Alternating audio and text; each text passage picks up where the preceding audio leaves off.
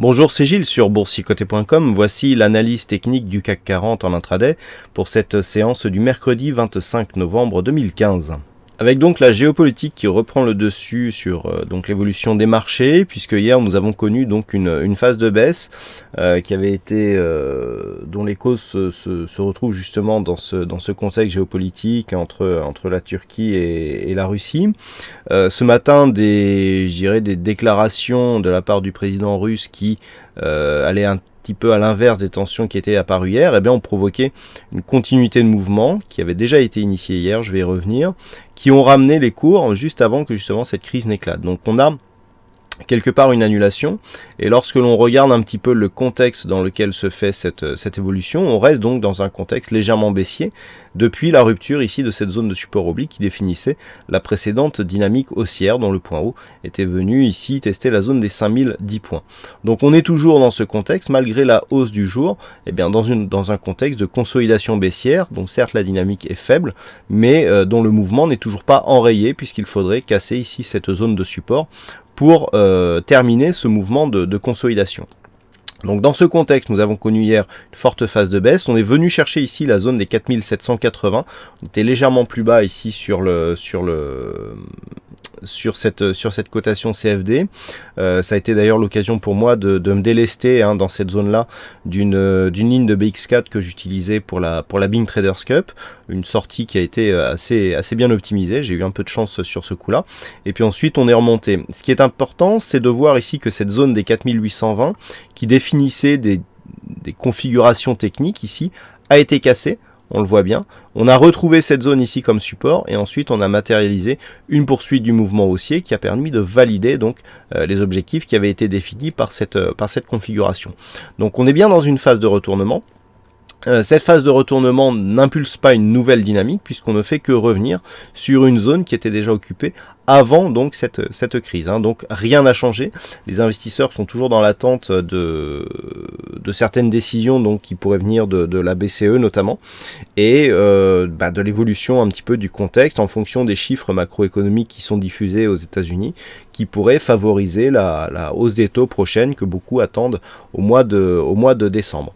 Donc dans ce contexte ici, nous avons terminé la dynamique haussière, on le voit du point de vue des indicateurs, on a une belle dynamique, on a une phase d'affaiblissement ici qui se fait jour sur le MACD depuis que nous sommes revenus ici sur cette zone des 4883 points, zone qui a priori est en train de se valider comme zone de support, ce qui serait plutôt bon signe pour la suite, mais maintenant il va falloir surveiller un petit peu ces zones pour voir quelles peuvent être l'évolution future du CAC 40. Donc cet après-midi, en fonction de nombreux chiffres qui seront dévoilés, j'y reviendrai en cette fin d'analyse, les zones à surveiller donc seront cette zone centrale. On le voit que cette zone des 4803, ici, était déjà une zone de support majeur pour l'évolution du CAC. Et on voit d'ailleurs que sur la cassure ici, on avait retrouvé cette zone comme résistance et qu'on avait ici impulsé une dynamique baissière. Donc, cette zone des 4883 sera à surveiller cet après-midi. Si on repasse en dessous, on pourrait bien revenir chercher ici une zone à 4840 points par exemple, qui était précédemment une zone de résistance secondaire, voire revenir ici sur cette zone des 4821 points.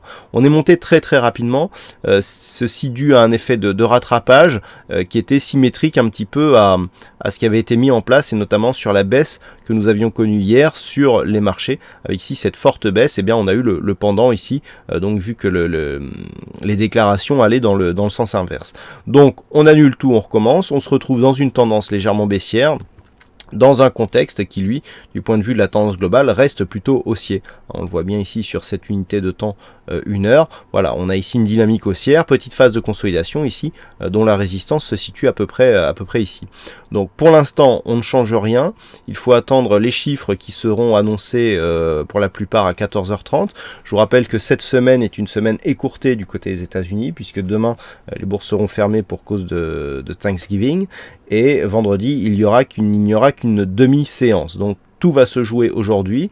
La zone, donc pivot, je dirais, dans le sens où zone à partir de laquelle tout peut basculer, eh bien c'est cette zone des 4883. Tant que l'on reste ici sur cette zone comme zone de support, eh bien on peut impulser un mouvement ici qui casserait la zone de résistance et qui nous provoquerait un signal de sortie de la dynamique de consolidation court moyen terme. Par contre, si on repasse sous cette zone, eh bien on privilégiera une poursuite donc du mouvement baissier en direction au moins des 4820 points. L'objectif du jour, c'est la zone ici 4940-4950. Si on arrivait ici vers cette zone, eh bien on pourrait valider une poursuite du mouvement d'un point de vue court terme, donc daily, en direction des 5010 points pour pourquoi pas eh bien, constituer un test et un signal de continuité de cette tendance. Alors, zone à surveiller 4883. Dans le cas d'une poursuite de la hausse, ici, zone 4930, 40, 50, qui techniquement est relativement forte. On a de nombreux points hauts ici sur cette zone. On a aussi ce point haut ici des 4960. Donc entre 4930 et 4960, énormément de zones de résistance qui peuvent ralentir le CAC. Si on s'extirpe de cette zone en direction des 5010 points, on aura un signal de, je dirais, de conviction haussière relativement fort. Voilà, donc ce que l'on peut dire sur cette analyse technique du CAC 40. À noter que pour ce qui est des statistiques qui ont été donc diffusées hier, on avait un mouvement baissier sur 5 jours. J'ai personnellement joué ce mouvement et tout ça pour vous dire que ici le stop est à 4900 points. Donc pour l'instant on n'a toujours pas invalidé la probabilité selon laquelle eh bien, on avait une séance haussière pour ce jour et une baisse ensuite. Donc on verra si les statistiques, encore une fois, ont raison ou pas. Donc sur une éventuelle cassure ici des 4900 points, eh bien, il y aurait une invalidation de cette statistique. Voilà donc pour cette analyse technique. Alors, cet après-midi, de nombreux chiffres seront diffusés en raison donc justement de cette semaine écourtée côté États-Unis. Donc, nous aurons des chiffres de commandes de biens durables, nous aurons les chiffres du chômage et certains chiffres de la consommation. Donc, côté États-Unis, donc tous ces chiffres peuvent avoir un impact assez fort sur l'évolution des marchés, et nous aurons aussi des chiffres des dépenses, et donc